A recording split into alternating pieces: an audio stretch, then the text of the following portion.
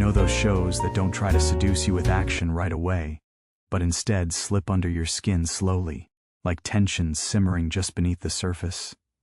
The Diplomat is exactly that. Season 1 doesn't open with explosions or dramatic speeches, it opens with exhaustion. Kate Wyler wakes up looking like someone who has spent her life running towards problems while everyone else is busy running away from them. She's not glamorous, she's not trying to be liked, she's not even trying to be impressive. She just wants to work, quietly, efficiently, invisibly. But life loves chaos. Kate thinks she's being shipped off to Afghanistan. A dangerous assignment, yes, but one she's built for. No cameras, no diplomacy as theater, just real conflict resolution. Guns, conflicts, negotiations. That's her soil, harsh, brutal, but honest. Instead, she finds herself being shoved into the role of ambassador to the United Kingdom. A public role, a photographed role, a glamorous role. And she hates it. You see that hate on her face when the briefing team says, "Congratulations." Her response isn't excitement, it's pure dread. She's walking into a world where politics isn't just war, it's theater. The first big twist hits almost immediately. A British aircraft carrier gets bombed. People die, the country is shaken. And somehow, just hours after stepping into the ambassador role, Kate is already right in the center of a global crisis. She's supposed to be a face, a symbol, shake hands, smile, host dinners. But she's never been anyone's symbol. She's a fixer, a strategist, someone who thrives in chaos. And this is chaos. The first time we see her walk into the embassy in London, she looks completely out of place. She's wearing simple clothes, hair messy, absolutely not dressed for press photos. And this moment says everything. She is not here to impress anyone. She's here to get things done.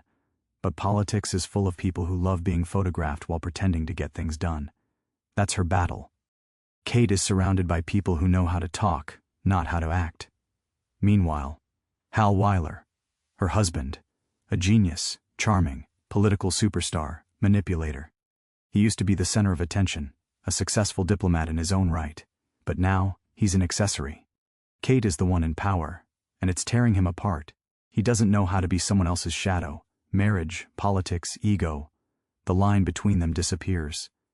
They are a power couple that has run out of power, and the way the show portrays them is raw and brutally real. One moment they're strategizing like CIA partners. The next they're emotionally destroying one another in the kitchen. You watch them talk and feel like they're using every conversation as a negotiation, every sentence as leverage. But here's the irony. Together, they are unstoppable. Alone, they're a mess. Kate is thrown into back-to-back meetings, press conferences, policy briefings, security protocols. She hasn't even unpacked her bags.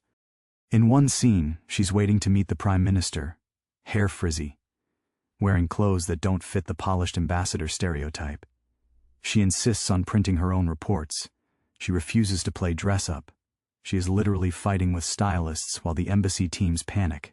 The Prime Minister, Austin Dennison, is calm, intelligent, restrained, the opposite of everyone else in this political circus.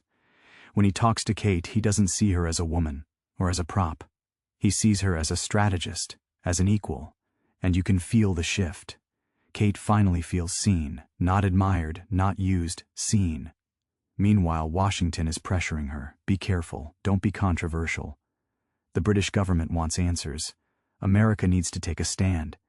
And then there's Hal, who keeps weaving himself into her meetings, whispering ideas, giving opinions, making moves behind her back. He's the husband who's too good at politics to be ignored and too selfish to stay out of the way. The tension builds slowly. Every room Kate walks into is filled with people pretending to help her while making sure she fails. Behind the scenes, the US president and his team have a secret plan Kate isn't aware of. She's not just in the UK to manage the bombing situation. She's being tested as a candidate for Vice President of the United States. And the cruel part? She's the only one who doesn't know. Even her husband knows. Which means everyone is making decisions around her, not with her. Every move she makes is being watched and evaluated. They're not testing her competency. They already know she has that. They're testing how she looks while being competent. Does she look presidential? Does she photograph well? Does she speak like someone the public would vote for? Her worst nightmare is coming true. Diplomacy isn't about solving problems. It's about being seen solving them. The bombing investigation becomes more complicated. Intelligence reports start suggesting that Iran may be involved. The world wants someone to blame. But Kate feels like something isn't adding up. Someone wants the US and the UK to jump to conclusions too quickly. She pushes back. She demands proof. She refuses to let a war start because someone whispers an accusation. And suddenly, she becomes a problem. Powerful people don't like diplomats who think. The British Foreign Secretary wants to posture. The US President wants quick answers before the next election cycle. Kate wants truth. She wants precision. She wants diplomacy to be what it's supposed to be, a way to prevent violence, not justify it. Hal keeps inserting himself everywhere.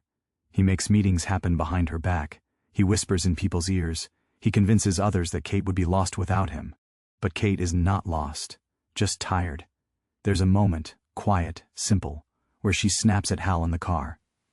She tells him she's tired of feeling like every success she has will be credited to his influence. And instead of comforting her, Hal lashes back, "You would be nowhere without me." And you feel something break in her eyes. At the same time, Dennison, the British PM, notices Kate's brilliance. He sees the way she reads a room. He trusts her instincts. Their chemistry is subtle but undeniable, not romantic, just two people who finally find someone operating at their intellectual level. While Kate fights political battles, Hal starts manipulating her staff. He leaks details. He sets up meetings. He plants ideas in people's heads. Not because he wants to help Kate, but because he wants to feel powerful again. The embassy team begins to realize something. The biggest threat to Kate Wyler might not be a foreign government. It might be her husband. But the more chaos hits her, the sharper she becomes. The more Kate remembers who she is. Everything changes the moment she gets proof that the bombing may not be the work of an enemy nation. It might be orchestrated. Intentional, political, not terrorism. Strategy. Someone bombed the ship to provoke war. Kate starts pulling strings, digging deeper, and slowly realizes the scale of the manipulation. Powerful people on the British side, people with money, influence, military interests, want war because war means profit. They are setting the world on fire and using diplomacy as cover. When she confronts Dennison, he listens carefully. His face barely moves, but his eyes say everything. He knows she might be right. And for the first time, they both realize the truth. Someone on the inside is the enemy. By now, the pressure on Kate is unbearable. The press is watching her. Every decision she makes creates headlines. Washington keeps dropping hints about how presidential she looks. Everyone around her wants something. Her loyalty, her intellect, her reputation, her obedience. She wants one thing: to do the right thing. Kate tries to leave the vice president mess behind and focus on the bombing investigation. She wants evidence. She wants facts. She doesn't care if her stance ruins her political future. She never wanted to be VP anyway. And as she pulls the final thread, she discovers the unthinkable. The bombing wasn't a foreign attack. It was a business move. Someone needed war. The season moves like a slow heartbeat. Then, suddenly, everything accelerates. Kate pieces together the connection between the bombing, the private military contracts, the political players trying to provoke war. Just when she's ready to expose everything, something happens that hits even harder emotionally. Hal breaks her trust on a level she never imagined possible. He has been manipulating the VP opportunity, not to help her career, but to reattach himself to power. He doesn't love her. He loves what she represents. Kate's voice cracks with anger. Not rage, not drama, just pure tiredness. The kind that comes when the person who should be on your side is the one putting knives in your back. Meanwhile, Dennison gets notified that Kate's theory about the bombing is correct. The final thread reveals a name, a powerful one, someone high-ranking, someone dangerous.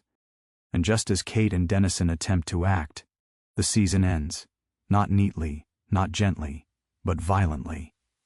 When the episode resumes, silence hangs in the air. The kind of silence that only exists right before something explodes, not physically, but politically, emotionally, personally. Kate and Dennison have found a name, a connection, a mastermind. The bombing wasn't an act of war, It was a business investment. Someone wanted chaos because chaos meant contracts, weapons, money, influence.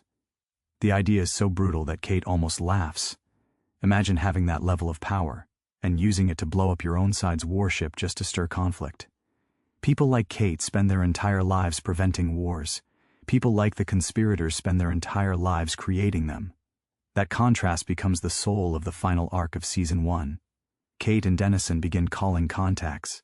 Everything becomes whispers, quick meetings behind closed doors, late-night calls, conversations spoken in half-sentences. You feel a shift in Kate. She is no longer reacting. She's hunting. Meanwhile, Hal becomes even more unpredictable. Every time Kate gets closer to the truth, Hal appears with that half-smiling, emotionally toxic charm, pulling focus away from her mission and back toward himself.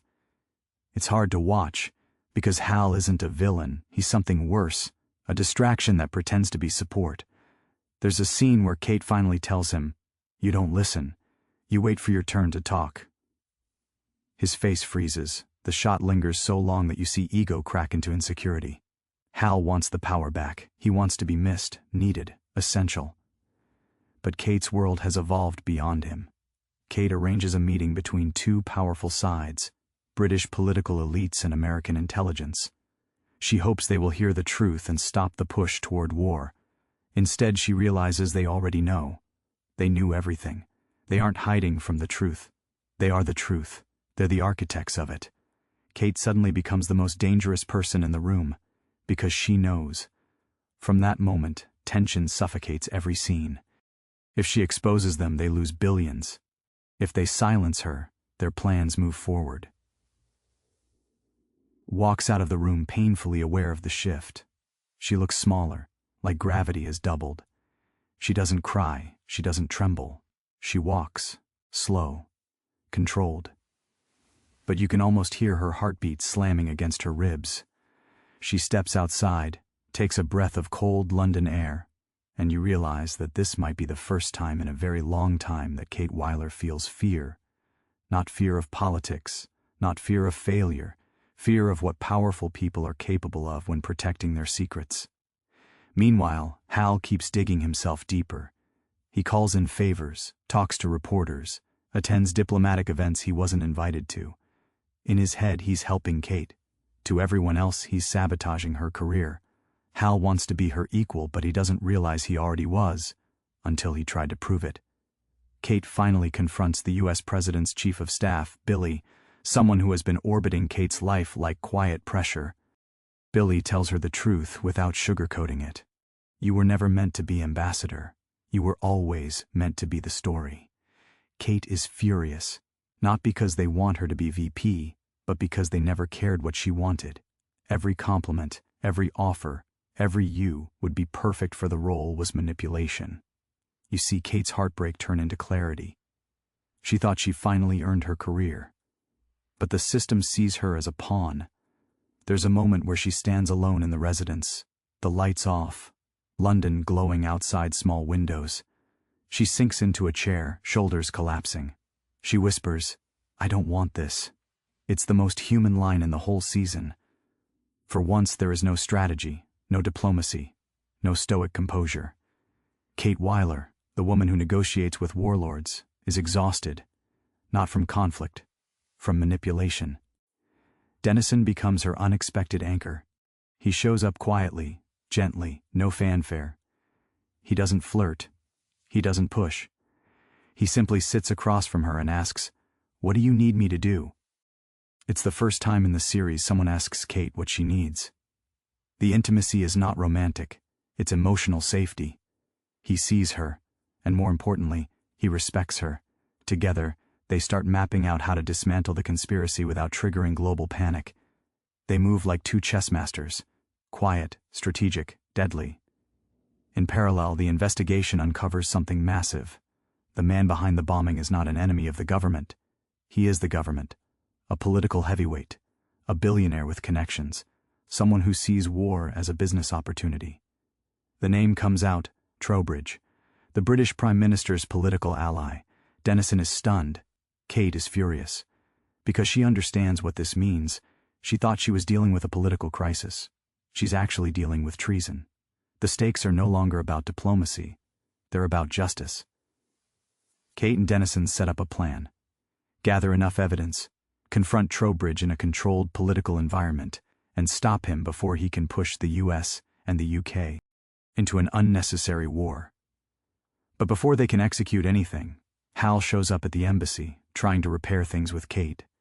He starts making emotional confessions, some real, some manipulative. You can see Kate trying to swallow anger and exhaustion at the same time. She listens, but her eyes keep flicking to her phone. She's waiting for a call from Dennison confirming the arrest warrant. Hal notices. He asks, "Is there someone else?" Kate looks at him, tired, sad, and honest. "There is someone who doesn't use me." It shatters Hal. But instead of apologizing, he spirals and does the thing people do when they know they're losing control. He grabs onto anything that gives him power. He sneaks into meetings, calls congressmen, leaks strategic details to the wrong people. And then, the ending. Kate, Hal, and several embassy officials split up, racing across London with fragments of information. Dennison goes to confront the conspirators.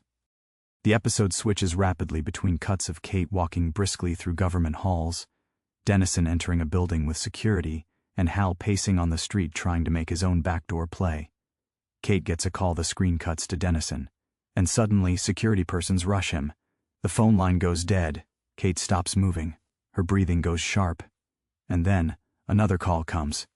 One sentence. There's an explosion. Not a metaphor. Not symbolic. A real one. Someone tried to kill Dennison. Someone tried to silence the truth. The camera zooms into Kate's face. Her eyes widen, but not with shock, with understanding. This wasn't a warning shot. This is war. The final image of the season is Kate standing in the middle of a hallway, the phone trembling in her hand, rage replacing fear, clarity replacing exhaustion. When the screen cuts to black, it doesn't feel like an ending. It feels like ignition. Season 1 starts with a woman being forced into a role she didn't want. It ends with a woman stepping willingly into battle. She no longer wants to be invisible. She wants to expose the rot. She wants to burn the corruption down. And that's the story of Season 1. Not just events, but emotion, humanity, betrayal, power, and awakening. You come away realizing something. Diplomacy isn't polite conversation. Diplomacy is war without blood. Until someone decides blood is easier.